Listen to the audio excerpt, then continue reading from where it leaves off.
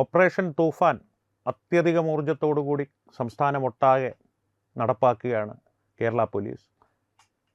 കേരളത്തിൻ്റെ ആഭ്യന്തരമന്ത്രി രമേശ് ചെന്നിത്തലയോടുള്ളൊരു അഭിനന്ദനം ആദ്യമേ അറിയിച്ചുകൊണ്ട് തന്നെ തുടങ്ങട്ടെ. കാരണം കൃത്യമായിട്ട് അതിൻ്റെ ആദ്യ പടികൾ, ആദ്യ ഘട്ടം വളരെ ക്രിയാത്മകമായി തന്നെ നടക്കുന്നു എന്നാണ് പുറത്തു വരുന്ന വിവരങ്ങളിൽ നിന്ന് നമുക്ക് മനസ്സിലാക്കുവാൻ സാധിക്കുന്നത്. പക്ഷേ ഈ ഓപ്പറേഷൻ തൂഫാനെ സംബന്ധിച്ച് ഇനി അങ്ങോട്ടേക്കുള്ള ചുവടുവെപ്പുകൾ വളരെ പ്രാധാന്യമുള്ളതാണ്. കാരണം കേരളം വലിയ രൂക്ഷമായൊരു സാഹചര്യത്തിലേക്ക്, അതായത് കേരളത്തിൻ്റെ യുവത പൂർണ്ണമായും ഏതാണ്ട് മയക്കുമരുന്നിൻ്റെ അടിമപ്പെട്ടു പോകുന്നു, ഒരു തരത്തിൽ അല്ലെങ്കിൽ മറ്റൊരു തരത്തിൽ. ഞാൻ മദ്യമോ സിഗരറ്റോ അല്ല ഉദ്ദേശിക്കുന്നത്.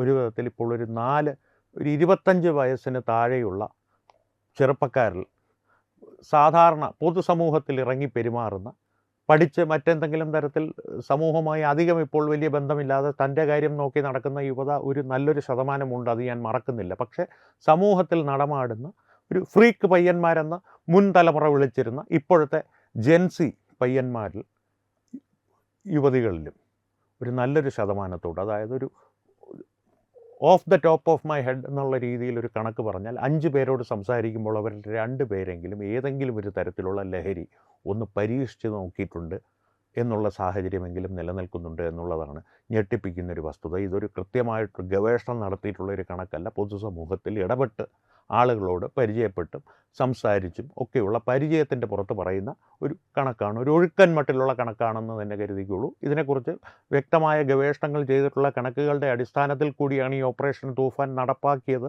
അല്ലെങ്കിൽ ഇപ്പോൾ നടപ്പാക്കിക്കൊണ്ടിരിക്കുന്നത് എന്നുള്ളതും വ്യക്തമാണല്ലോ.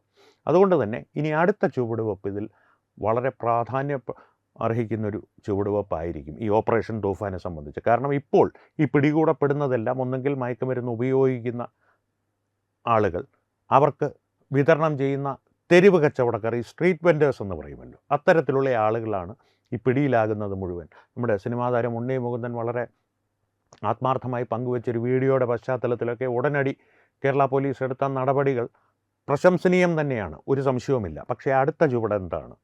ഈ തെരുവ് കച്ചവടക്കാരിൽ മാത്രമായി ഈ ഓപ്പറേഷൻ തൂഫാൻ ഒതുങ്ങിപ്പോയാലുള്ള പ്രശ്നമെന്ന് പറഞ്ഞു കഴിഞ്ഞാൽ, ഈ തെരുവ് കച്ചവടക്കാരെന്നുള്ള ഒരു ശൃംഖലയുണ്ടല്ലോ, അവരുടെ ശൃംഖല വളരെ എളുപ്പത്തിൽ മാറ്റിവെക്കാവുന്നൊരു സാധനമാണ്, റീപ്ലേസബിളാണ്. ഒരാൾ പോയി കഴിഞ്ഞാൽ, ഇപ്പോൾ ഞാനൊരു തെരുവ് കച്ചവടക്കാരനാണ് ഈ മയക്കുമരുന്നിനെ സംബന്ധിച്ച് ആ ശൃംഖലയിൽ എന്ന് കരുതുക. എന്നോടൊപ്പം തന്നെ ഒരു 10-15 പേർ പല മേഖലകളിലായി അല്ലെങ്കിൽ പല പ്രദേശങ്ങളിലായി പ്രവർത്തിക്കുന്നുണ്ട് ഈ വിപണനത്തിനായി അല്ലെങ്കിൽ വിതരണത്തിനായി. ഞങ്ങളെയെല്ലാം ഈ ഓപ്പറേഷൻ തൂഫാനിൽ പോലീസ് പിടികൂടി ജയിലിലാക്കി